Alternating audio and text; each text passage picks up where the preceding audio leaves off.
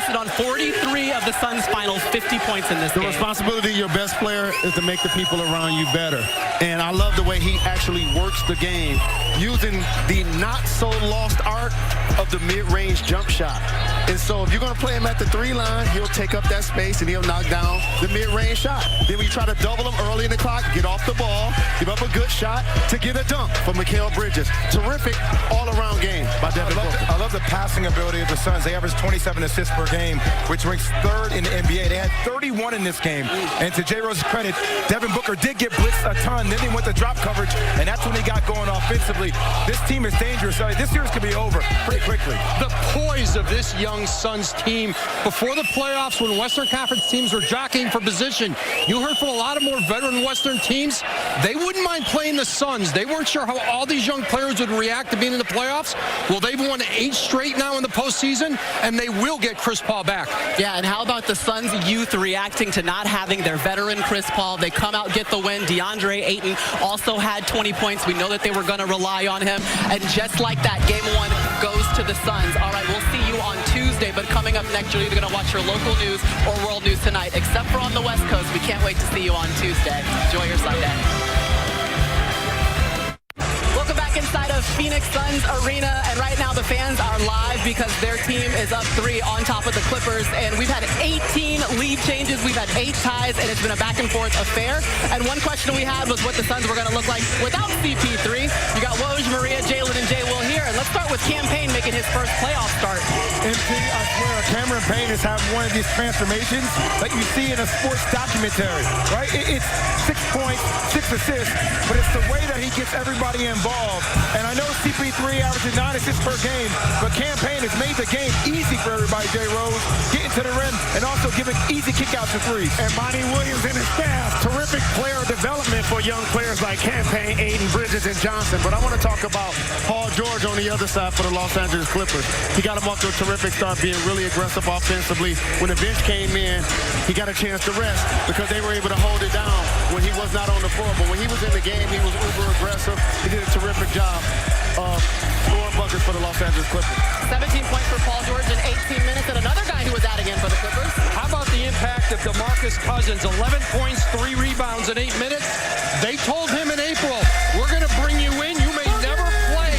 You may never play this season, but they were worried about Serge Ibaka's back, and DeMarcus Cousins kept himself ready, and he's come and made a big impact here in game 1. Yeah, we saw the Clippers go on a 10-0 run in that second quarter. Part of that was led, obviously, by Boogie, but they're all rattling behind Paul George and the Clippers and what he's been able to do in the first half offensively. But the Suns still up, and oops, there it is for the Suns. Stay ready. You don't have to get ready. This halftime Arena, where all of the fans here hope their rising Suns can sustain in game 1 against the Los Angeles Clippers. Look, guys, we actually made it on the road. They let us out of the studio. Let's go. Conference Finals, baby. Maria Taylor alongside Adrian Wojnarowski. Jalen Rose came with a brand new hairstyle to start off the Western Conference Finals. Get it, Jay. That's exactly how excited we are. And Jay Williams is here with us as well. And guys, we have a lot of storylines to get through. The first thing we want to do is set the stage, though, okay? Because the fans are starting to file in. We're starting to feel the energy a little bit in here. But unfortunately, Kawhi Leonard and Chris Paul are out for today's game. This will mark the second playoff series where both teams are missing an all-NBA player for game 1. Jason Kidd and Tim Duncan missed game 1 of 2000 first round. But the Clippers got here with Kawhi, who missed the final 2 games against the Jazz. This is their first conference finals appearance in their 51st season.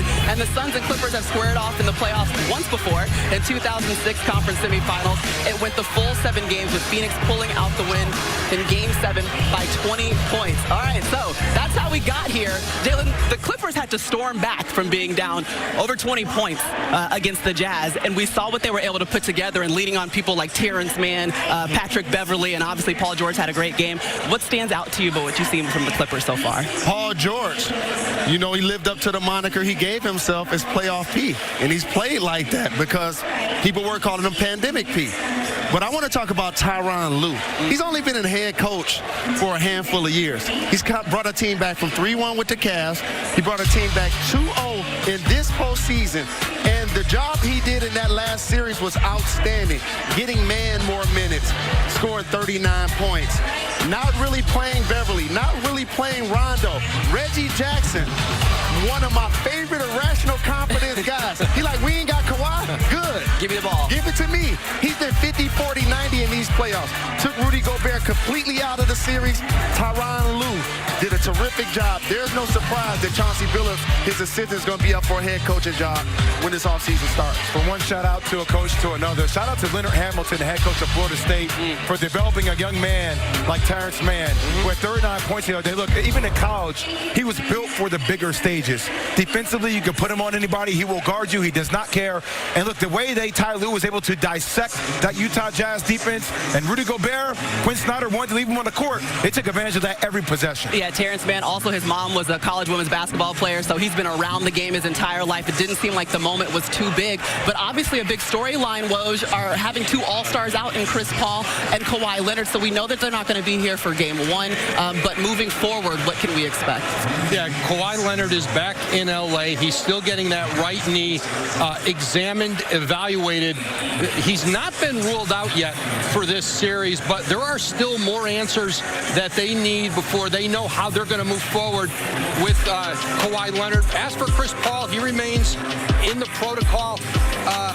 Listen, his status for Game 2 is still murky. There's uncertainty if he'll be back for Game 2 on Tuesday night, but I'm told that there's optimism that he will be back sooner than later in these Western Conference Finals. Well, then the question is, obviously, with both teams having to fill a really big void, and we saw the Clippers were able to do that against the Jazz in their series, who's at the bigger disadvantage? Who would you miss more? The Suns are at the bigger disadvantage because they're going to get a veteran-laden Clippers team that just did it with players like Morris, players like Batum. However, for this Phoenix Suns team, they should be encouraged because they were 8-0 in the bubble. Basically, with this core group of team, now Devin Booker could be that guy in the bubble or on the Western Conference final stage. You know, it could be a game-changing thing. But look, when CP3 is on the floor, the ball moves, mismatches are targeted.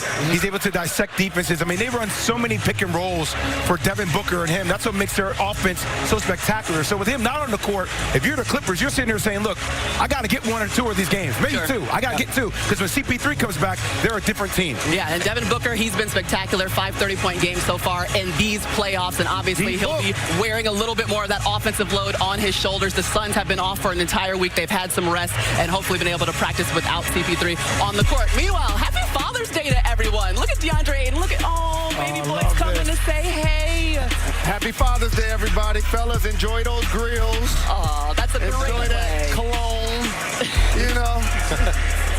Enjoy your Father's Day, fellas. That's a great way to start. Devin Booker's been waiting his whole life for this. He's been showing out, averaging 27 points per game this postseason. What's impressed you most about him? I like the fact that he does it in all phases. He shoots the three. He can come off screens. But he can also play make. He's going to need to do that a lot more with Chris Paul being out. You're absolutely right. And remember, since going down 2-1 in their first-round series against the Lakers, the Suns have won 7 straight games. And over the last 5 seasons, only the 2017 Warriors and Cavaliers have had longer win streaks in the playoffs, who both reached the finals. For more on how the Suns and the Clippers are prepping for Game 1, here's Rachel Nichols. Well, Maria, while stars like Paul George or Devin Booker will be front and center today, this series is also a chance to see 2 of the NBA's best coaches operate. 2 years ago, Monty Williams took over a 19-win Suns team and completely changed the culture, demanding accountability while also investing in players' growth so they could actually meet the high bar he was setting for them. For example, one of Monty's favorite expressions with this Phoenix team is, quote, "I'm not calling you out, I'm calling you up." And DeAndre Ayton says it's that approach that has made Monty the best coach he has ever had. Meanwhile, on the Clippers side, Ty Lue has continued to show this playoffs why he is one of the league's elite X and O coaches.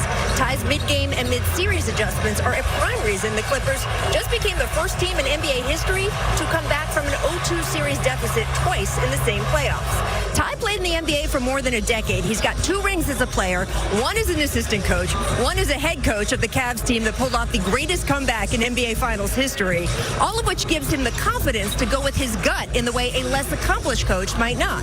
As he told me, quote, I don't care what other people think or any rules about what you have to do in this situation or that situation. He said, I realized I have a knack for seeing the game a certain way, and I just go with my instinct. That instinct has gotten the Clippers to their first conference finals in 50 years. We'll see how much further they can go starting today. Back to you guys. All right, thanks, Rachel.